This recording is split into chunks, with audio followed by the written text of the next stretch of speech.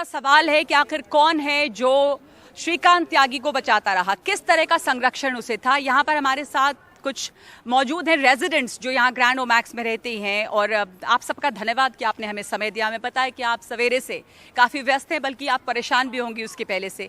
यहाँ पर सबसे पहले तो मैं यही जानना चाहती हूँ आपसे कि श्रीकांत त्यागी का किस तरह का यहाँ इमेज था, क्या वो लोगों से मिलते जुलते थे, वो यहाँ रेजिडेंट थे, हम उनके घर के सामने खड़े हैं जहाँ बुलडोज़र चला है, तो आप लोग कैसे किस तौर पे जानते थे श्रीकांत त्यागी को? Ma'am as a society member जानते थे, जब भी सभी लोग होते हैं एक दूसरे को जानते हैं, पर ये था कि उनमें दादागिरी वाला वो व्यवहार था। जैसे कि मैं बीजेपी का नेता हूँ, बीजेपी का 001 और जो भी कमल का फूल हर कोई नहीं लगा सकता, क्योंकि आपको ही पता है जब हमारी गाड़ी टोल से पार होती है तो वहाँ पर पैसा जैसे वीआईपी गाड़ी को नहीं देना पड़ता। तो आई थिंक चेकिंग तो हर जगह होती होगी, इसी आई थिंक इनको किसी मिनिस्टर का हाथ है ऊपर, आशीर्वाद है।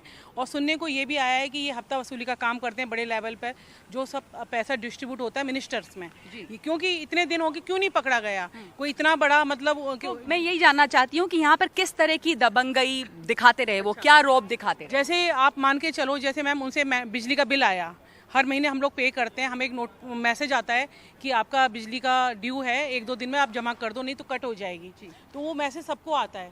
तो ये क्या करते थे कि यदि इनको मैसेज आता था कि दोबारा फ़ोन मत करना गलती से, तो पहले ही इतना पिटाई कर चुके हैं वहाँ मेंटेनेंस ऑफिस में जो कलेक्ट करते हैं अकाउंट वाले, तो उनकी हिम्मत नहीं पड़ी। ये बिजली बिल नहीं देते थे? नहीं, बिजली का बिल भी नहीं देते हैं, मेंटेनेंस भी नहीं देते हैं। अभी इन्होंने 1 लाख रुपये जमा कराए, जहाँ कहा गया था इनकी शायद वो कजिन सिस्टर यहीं रहती है कि हमारी लाइट काट दी, बिजली काट दी, तो काटेंगे मैं ना, मेंटेनेंस नहीं देंगे।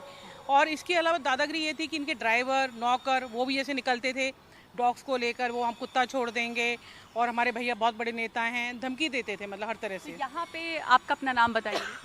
प्रेक्षा। प्रेक्षा, आइए आप भी आइए। तो प्रेक्षा, आप जैसे हमने सुना अभी कि इतनी ज़्यादा वो दबंगई यहाँ पर दिखाते रहे, बताते रहे कि वो बीजेपी के हैं, नेता हैं, तो उनकी पहचान क्या बीजेपी के नेता के तौर पे थी लोगों के बीच? करेक्ट, बिल्कुल यही वो सबको यही बोल करके अपनी चीज़ों को करते थे कि I am allowed to do anything, मैं एंटाइटल्ड हूँ। मतलब लिटरली मेरे पिताजी का राज है, दैट काइंड ऑफ एटीट्यूड ही वुड कैरी ऑल अलोंग। और गाड़ियों में हूटर अलाउड नहीं है, इवन फॉर द डिग्निटरीज इन उनकी गाड़ी में हूटर सोसाइटी के अंदर भी आ सकते हैं बाहर मजे से। I mean even I think आज के डेट में आईएएस ऑफिसर्स को भी अलाउड नहीं है शायद, not even for ministers, but he is okay with him. And उसके बाद उनके bouncers, I mean it's a constant nuisance all the time, क्योंकि वी वुड वंडर कि भाई तुम हो कौन, who are you, why do you have so many bouncers and who is literally giving you all that. तो he was a trouble maker, उनकी पूरी family trouble maker है। यू नो अगर कोई उनके अगेंस्ट कुछ मुंह खोलने की बात सोचेगा भी तो most likely they are going to threaten them. तो कोई भी नहीं चाहता था इनके साथ कैसा भी रास्ता भी हमारा क्रॉस हो।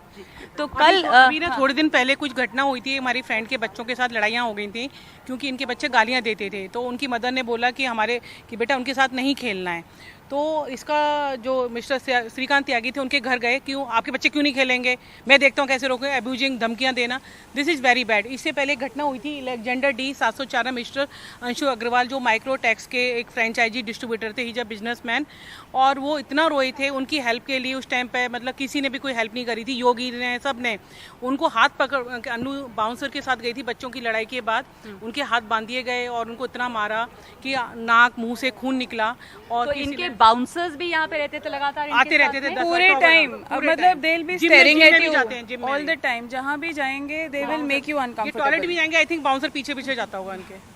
तो हमने तो सुना कि यहाँ बिल्कुल कि स्विमिंग पूल जाते थे तो बाउंसर्स खड़े रहते थे यहाँ पे, क्या होता था आप लोगों को, मतलब सोसाइटी के लोग इस्तेमाल नहीं कर सकते थे? जिम में ट्रेडमिल कर आप इधर आ जाइए। और हाँ, मेरा व्यक्तिगत कोई एक्सपीरियंस नहीं है इस मामले में, पर आपने क्या देखा, क्या सुना है इनके बारे में? जब भी स्विमिंग पूल जाते थे तो उनके जितने भी बाउंसर्स होते थे वो स्विमिंग पूल के आसपास बैठे रहते थे। मतलब हम ये कह सकते हैं कि श्रीकांत त्यागी जो है यहाँ पर एक बहुत बड़े तमाशा बन के थे, लोग उनसे डरते थे ग्रैंड ओमैक्स के। से पहचान में आ जाते थे, जब वो जा रहे होते थे तो पता लग जाता कि वो 3-4 पीछे लोग चल रहे हैं, उनके एक टोली चल रही है, तो ये ही श्रीकांत त्यागी। जी, अच्छा।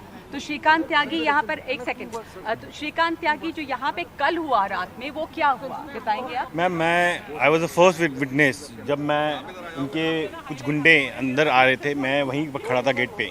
मैंने गेट पे ही उनको रोका कि आप लोग अंदर कैसे आ रहे हो। वो कौन लोग थे? उनके गुंडे थे? उनके गुंडे थे, ये हमें नहीं पता था कि उनके गुंडे हैं। वो मतलब भट्टे कट्टे लंबे चौड़े, तो पता चलता है कि हाँ ये कुछ सही बंदे नहीं दिख रहे।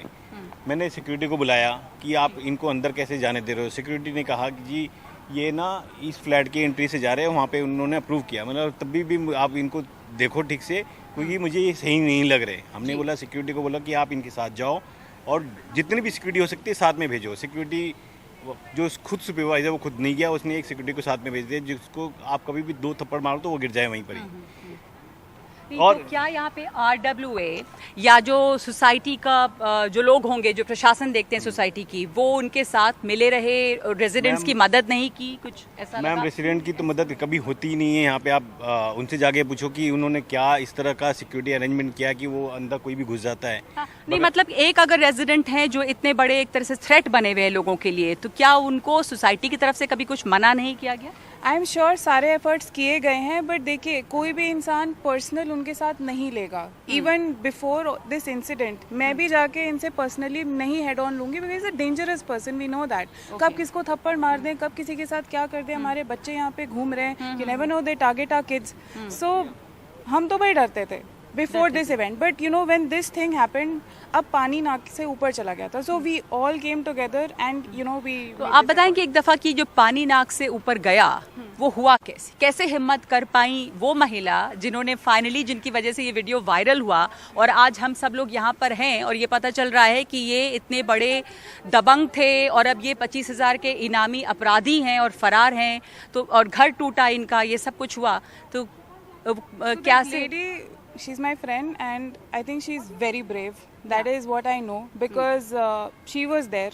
तो हुआ क्या था कल? उन्होंने किया क्या था? यहाँ पे ये पौधे वौधे रोप के जमीन कब्जा कर रहे शी केम हियर, वो छोटे छोटे पौधे लगा के, हेज वाले पौधे लगा के इसको पूरा कॉर्डन ऑफ करने की कोशिश में थे। कि ये जो पूरा आप मैदान देख रहे हैं यहाँ यस पे, एग्जैक्टली, ये जो पूरी ये लाइन दिख रही है, ये श्रीकांत त्यागी का ही हो गया होता, मतलब इसके चारों तरफ पौधा लग वो अगर हेज बड़े हो जाएंगे तो एक तरीके से वो बाउंड्री हो गई। यहाँ पे पहले पेड़ लगाए बड़े बड़े पेड़ लगे हुए थे ये तो ये जो ये राउंड सर्कल जो देख रहे हैं, यहाँ पे पाम ट्रीज लगे हुए हैं। कॉर्नर्स में। हाँ, अच्छा, जो सर्कल है वहाँ पे पाम ट्रीज लगे थे, कुछ पेड़ उखाड़ के फेंके हुए हैं। ये तो आज जो बुलडोजर आया बुलडोजर जो चला है, लेकर आ गया है ये तो। उन्होंने बड़े चालाकी से मतलब पौधे वौधे लगा लिए कि ये इलाका हमारा ही है। वैसे भी सोसाइटी प्रोटेस्ट कर रही थी, उसको अप्रूव कर रही थी। इतने में शी केम, ईना she came and she protested कि भैया ये सब हटाओ। इतने में ही केम एकदम से बाहर कि भाई मतलब गंदी गंदी गालियां आते के साथ। So she also was numb, she could not realize what was happening, but then she did what had to be done, and fortunately somebody captured on camera. That was a very fortunate event, I would say, जिसकी वजह से ये सब हो पाया, because that video was shared in our groups. Immediately all our friends, everyone who could come, they came down. और आप, हाँ, ओके, बोलिए। And that's how things unfolded. और इसके बाद जब महेश शर्मा यहाँ पे पहुंचे, उसके बाद मेरे ख्याल से कार्रवाई थोड़ी तेज हुई, फिर पंकज सिंह आए, तो ये सब कुछ कैसे हुआ? उनको भी रेजिडेंट्स ने जानकारी दी? जी बिल्कुल। मैम महेश शर्मा जी 2019 में भी आए थे, उस समय भी उन्होंने आश्वासन दिया और कुछ नहीं हुआ।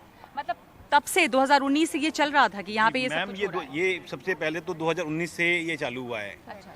2019 में ये पहले पाम ट्री लगाए, 2019 में ही ये सारा खेल हो रहा था। उस समय पेड़ लगाने के बाद हम लोगों ने, रेसिडेंट ने यहाँ पे रजिस्ट्रेशन किया, तो वहाँ पे फिर कार्रवाई हुई। कार्रवाई होके उस पर कुछ नहीं हुआ, कोई एक्शन नहीं हुआ। महेश शर्मा जी आए, उन्होंने बोला कि हम ये करेंगे वो करेंगे, कुछ भी नहीं हुआ। तब से ये ऐसे ही चल रहा था। उसके बाद फिर से वही 3 साल बाद उसको दोहराया गया है अभी। उसके बाद नोएडा इस बार भी वो महेश शर्मा जी आए, हमने लिया होता that time there was a demolition order already in place, but no action was taken. अगर वो एक्शन लिया होता आज के डेट में ये नहीं होता, our friend wouldn't have been the victim of all this. Okay, तो ये एक्शन पहले अगर inaction of नोएडा अथॉरिटी ने एक्शन नहीं लिया, इस तरह का कब्जा हो रहा था पहले से, लेकिन इसकी वजह से ये सब तमाशा हुआ है।